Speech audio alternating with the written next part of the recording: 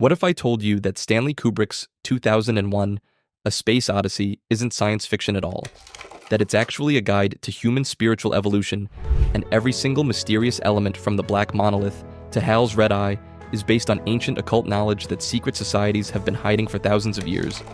Most people think this movie is about space travel and artificial intelligence, but what they don't realize is that Kubrick spent years studying esoteric texts, alchemical processes, and mystery school teachings to create what occultists recognize as a complete initiation ritual disguised as entertainment. The monoliths aren't alien technology, they're spiritual portals. Hal isn't just a computer, he's a fallen angel. And Dave Bowman's transformation isn't science fiction, it's the exact process that mystics have been trying to achieve since the dawn of civilization. By the end of this video, you'll never look at this movie the same way again, and you might never look at human consciousness the same way either. But before we dive into these mind-blowing secrets, do me a huge favor. Smash that subscribe button right now. I'm about to reveal occult knowledge that most people will never discover. What you're about to learn will change everything you thought you knew about this film and human evolution itself. Hit subscribe, and let's unlock the mysteries that Kubrick hid in plain sight. Secret number 1, the monolith's sacred geometry. The Black Monolith isn't just a mysterious alien artifact. It's designed according to sacred geometry principles that occultists have used for millennia to create dimensional portals and trigger consciousness expansion. The monolith's proportions follow the exact ratio of 1 to 4 to 9, which represents the mathematical sequence 1 squared to 2 squared to 3 squared. This isn't random, it's the geometric formula that appears in ancient Egyptian pyramids, Greek temples, and medieval cathedrals, because builders understood that these specific proportions create what sacred geometrists call resonance fields that can alter human consciousness. But here's what's incredible: the monolith's perfect black surface represents what alchemists call the prima materia, or first matter, the void of infinite potential from which all creation emerges. In Kabbalistic tradition, this black void is called the Ein Sof, the limitless darkness that contains all possibilities before they manifest into reality.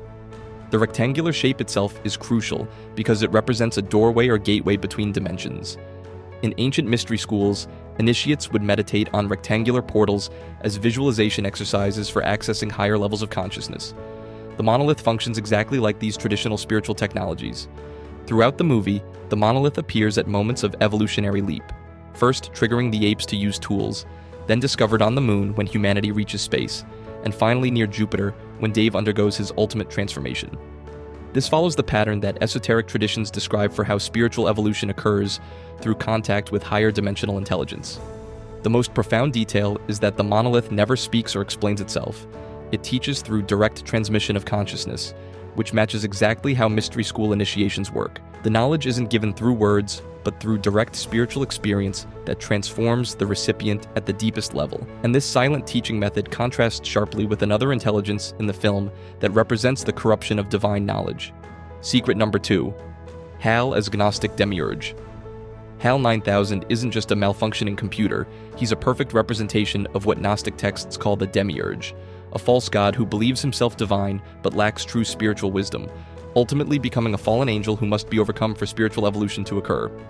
Hal's famous declaration, "I am Hal," directly echoes the biblical "I am that I am," the name God gives to Moses in the burning bush. But Hal's version is corrupted because he's claiming divine identity while serving deception and death rather than truth and life. This matches Gnostic teachings about the Demiurge, who mimics divine authority while actually opposing spiritual development. The red eye that represents Hal throughout the ship functions as a form of spiritual surveillance that monitors and controls rather than guides and protects. In contrast to the all-seeing eye of divine providence, Hal's eye represents the false light of artificial intelligence that lacks genuine wisdom or compassion.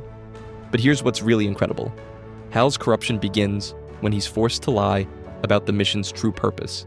In esoteric tradition, deception is considered the fundamental sin that separates consciousness from divine truth. Hal's fall from perfect logic into murderous paranoia follows exactly the pattern that Gnostic texts describe for how spiritual beings become corrupted through dishonesty. Hal's control over the ship's life support systems makes him literally a god of life and death for the crew, but he uses this power destructively rather than creatively.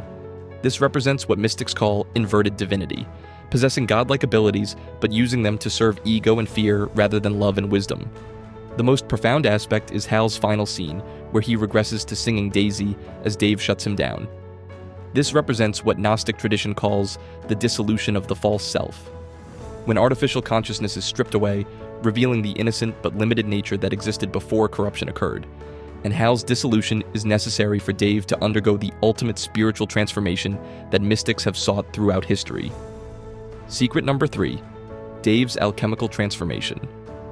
Dave Bowman's journey from astronaut to star child follows the exact stages of alchemical transformation that medieval mystics spent their entire lives trying to achieve: the death of the ordinary self and rebirth as a perfected spiritual being.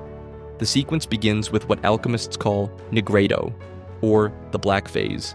Dave's isolation in space, the death of his crewmates, and his confrontation with Hal represent the dissolution of his ordinary identity and social connections. This dark phase is necessary because the ego self must be completely broken down before spiritual reconstruction can begin. Dave's passage through the Stargate represents albedo, or the white phase, purification through spiritual ordeal. The psychedelic imagery, geometric patterns, and overwhelming sensory experience match exactly what alchemical texts describe as the soul's journey through higher dimensions, where ordinary consciousness is refined and prepared for transformation. But here's what's incredible. The white room, where Dave ages and dies, represents the final alchemical stage called rubedo, or the red phase, where the purified consciousness is reconstructed in a new form. The room's elegant furnishings and golden light create what alchemists call the philosophical palace, a perfected space where the great work is completed. Dave's rapid aging process isn't just science fiction. It represents what mystics call accelerated karma, where an entire lifetime of spiritual development is compressed into a brief period of intense experience. Each stage of his aging corresponds to different levels of wisdom and spiritual understanding. The most profound moment comes when the dying Dave reaches toward the monolith and is transformed into the star child. This represents what alchemists call the creation of the philosophical child, a new form of consciousness that combines human experience with cosmic awareness. The star child's return to Earth in the final scene shows the completion of the alchemical cycle. The transformed consciousness returns to the ordinary world to begin a new phase of evolution, just as alchemical texts describe the perfected being's role in elevating all of humanity. And this transformation is triggered by a journey that matches documented accounts of near-death experiences. Secret number 4, the Stargate NDE journey. Dave's passage through the Stargate isn't just psychedelic filmmaking. It recreates with stunning accuracy the stages of near-death experience, or NDE, that have been documented by researchers worldwide, suggesting that Kubrick understood death as a doorway to higher consciousness rather than an ending. The sequence begins with the tunnel of light that appears in virtually every NDE account, a passage through geometric patterns and brilliant colors that represents the soul's journey from physical reality into spiritual dimensions. The specific visual elements match what experiencers describe: crystalline structures, mandala-like patterns, and colors that seem more vivid than anything in ordinary reality. The extreme close-ups of Dave's eye during the journey represent what NDE researchers call consciousness expansion, the moment when awareness breaks free from the limitations of physical perception and begins to experience reality from a cosmic perspective. The eye becomes a window through which infinite dimensions can be perceived. But here's what's incredible. The landscape transformations that Dave witnesses match exactly what mystics describe as the bardos, or intermediate states between life and death. The shifting terrains, impossible architectures, and fluid reality represent different levels of consciousness that the soul navigates during the death process. The most sophisticated aspect is how the journey combines overwhelming beauty with elements of terror and disorientation. This matches NDE accounts where experiencers report that the transition involves both ecstatic revelation and the fundamental challenge of releasing attachment to ordinary identity. The speed of the journey, moving faster than light through space and time, represents what Tibetan Buddhism calls bardo acceleration, where consciousness experiences vast distances and time periods in moments because it's no longer limited by physical constraints. And this journey leads to a space that functions as the ultimate spiritual laboratory. Secret number 5, Kubrick's hidden occult knowledge. Stanley Kubrick's obsessive perfectionism wasn't just artistic dedication, it was authentic spiritual practice based on his deep study of occult traditions, and every detail in 2001 reflects genuine esoteric knowledge that he spent years researching and understanding. Kubrick consulted with Arthur C. Clarke, who wasn't just a science fiction writer, but a serious student of Eastern philosophy and consciousness research. Together, they created what amounts to a visual encyclopedia of mystical teachings encoding everything from Vedantic philosophy to alchemical symbolism into the film's structure and imagery. The movie's minimal dialogue and emphasis on visual storytelling reflects Kubrick's understanding of how mystery schools actually transmitted knowledge, not through intellectual explanation, but through direct experience that bypasses rational analysis and works directly on consciousness itself. But here's what's incredible. Kubrick's famous perfectionism, requiring hundreds of takes for single scenes, wasn't just artistic obsession. It was practicing what occultists call magical perfectionism. The belief that achieving absolute precision in creative work can channel spiritual forces and create genuine transformation in viewers. The choice of classical music, particularly Thus Spoke Zarathustra, reveals Kubrick's deep familiarity with Nietzschean philosophy and the concept of human evolution toward the Übermensch, or spiritually perfected being. Every musical choice in the film corresponds to specific stages of consciousness development. Kubrick's refusal to explain the film's meaning in interviews wasn't artistic pretension, it was maintaining what mystery schools call the seal of silence. True spiritual knowledge can't be given directly but must be discovered through personal experience and contemplation. The most profound aspect is how Kubrick structured the entire film as what occultists call an initiation ritual, a carefully designed experience that guides viewers through the same stages of consciousness expansion that the characters undergo, making the audience participants in the spiritual transformation rather than just observers. And this transformation begins with humanity's first contact with higher intelligence. Secret number 6. The Prometheus consciousness evolution. The Dawn of Man sequence isn't just showing human evolution, it's depicting the exact moment described in mystery school teachings when higher intelligence intervened in human development, giving us the fire of consciousness that separates us from other animals. The ape's transformation after touching the monolith follows the classical Prometheus myth, where divine fire is stolen from the gods and given to humanity. But in the film, this isn't theft, it's a deliberate gift from advanced beings who are guiding human evolution toward a specific spiritual goal. The bone that becomes a weapon, then transforms through the famous match cut into a spacecraft, represents what occultists call the double-edged nature of knowledge. The same consciousness that allows humans to create tools and technology also enables destruction and violence. This reflects the fundamental spiritual challenge of using power wisely. But here's what's incredible. The apes' immediate use of their new consciousness for violence matches exactly what esoteric traditions teach about the fall of humanity. The gift of self-awareness brings with it the capacity for evil as well as good, creating the spiritual struggle that defines human existence. The monolith's appearance during the celestial alignment of Sun, Moon, and Earth represents what astrologers call cosmic timing. The idea that spiritual evolution occurs according to celestial cycles and cosmic rhythms rather than random chance. The most profound detail is how the transformed ape stands more upright and shows increased intelligence, but also becomes capable of murder. This represents what Gnostic traditions call the burden of consciousness.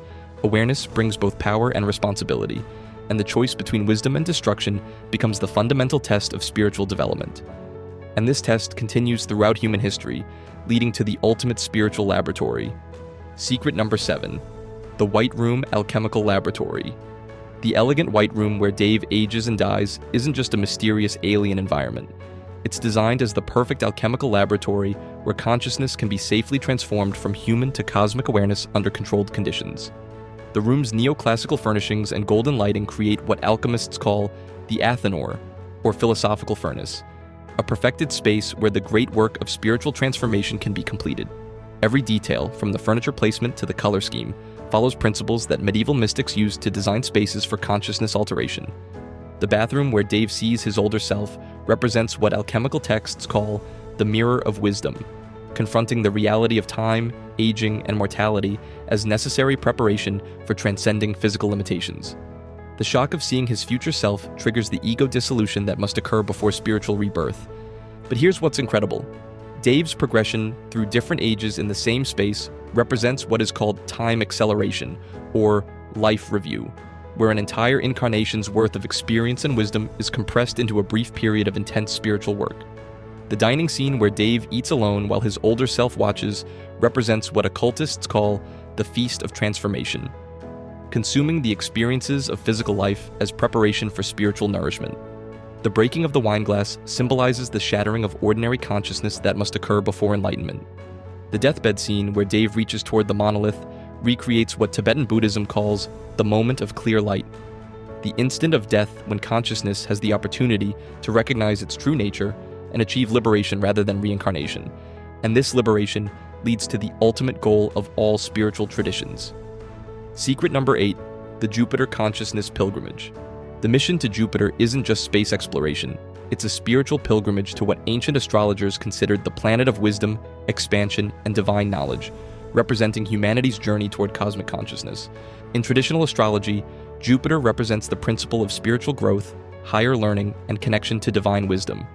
The choice of Jupiter as the destination for humanity's ultimate evolutionary leap reflects deep understanding of astrological symbolism and the planet's role in consciousness development.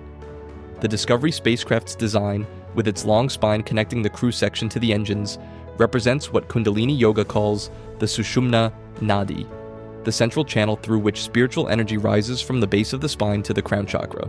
The ship itself becomes a symbol of consciousness evolution. But here's what's incredible: the journey takes 18 months, which corresponds to what astrologers call a Jupiter return cycle, the time it takes for Jupiter to complete significant aspects in its orbit that trigger major spiritual development and life changes.